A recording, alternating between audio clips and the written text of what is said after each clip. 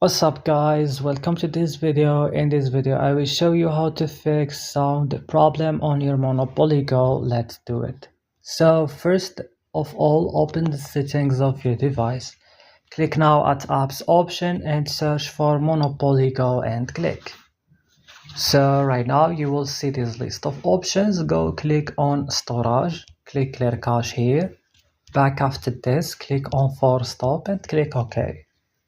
Come to Play Store or App Store and update Monopoly Go. Restart your phone after that and that's it. Don't forget to like and subscribe in this channel and